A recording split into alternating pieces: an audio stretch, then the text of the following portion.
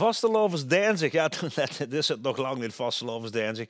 Rustig aan, dames en heren. Want Vastelovens stelt sowieso al niet meer zoveel voor dit jaar. Dus laten we ook rustig ervan genieten.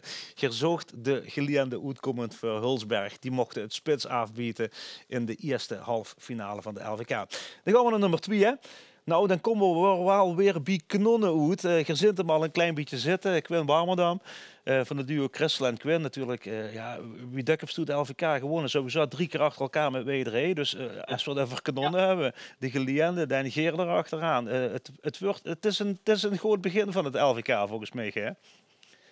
Ja, we trappen goed af, ja. Met inderdaad een sterke samenstelling niet meer. Ja, nu weet het altijd super goed kiks wat om de her zit in het LVK. Is het een sterk omveld, Quinn, dit jaar?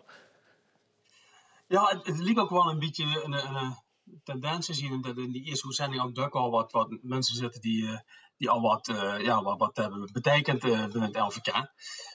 Maar goed, van de andere kant, ja, natuurlijk zitten er een aantal kanjers tussen. En het weer een mooie uitzending. Ja, we zijn dicht in die mancave, hè. Christel is er niet bij je. Je zit ook in een andere bubbel, hè, want je zit niet met elkaar getrouwd. Je hebt allebei je eigen gezin.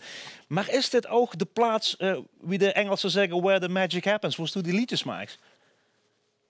Ja, ik heb, mensen, mijn kinderweg is al. Dus mijn oorspronkelijke mancave, zoals je wil zeggen, is eigenlijk inmiddels omgebouwd tot een chillruimte. Dus daar zitten ze nou met een bier maar leuke films te kijken en met elkaar te chillen. En ik heb de zuilen nou toegeëigend. En daar heb ik nou mijn muziekinstrumenten en wat opnameapparatuur, computer staan. En daar ontstaan wel de ideeën. Onder andere een liedje wat we nu met mij doen. Ja, een liedje wat ze met middag zet knoevelen. Is dat ook echt door ontstaan? En weet ze nog dat moment dat ze ook met het idee komt van knoevelen? Knoevelen, dames en heren, knuffelen ook een beetje, hè? Ja. Nou ja, goed, het was natuurlijk de voorzomer en het gevul en het vooruitzicht dat de Vastelovend dit jaar niet zo zien, dat hadden we eigenlijk allemaal wel een beetje.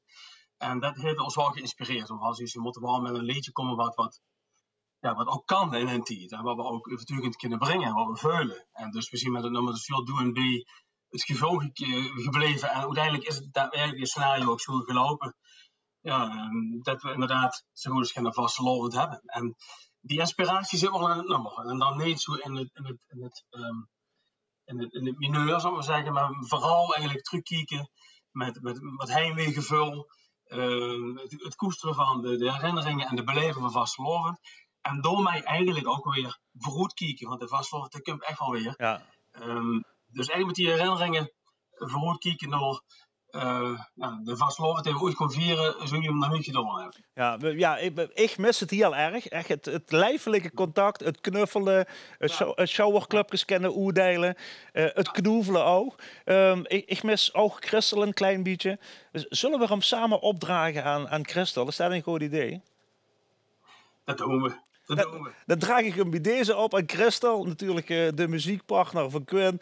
Het liedje Knoevelen, uitkomend voor Venlo. Duo, Christel en Quinn.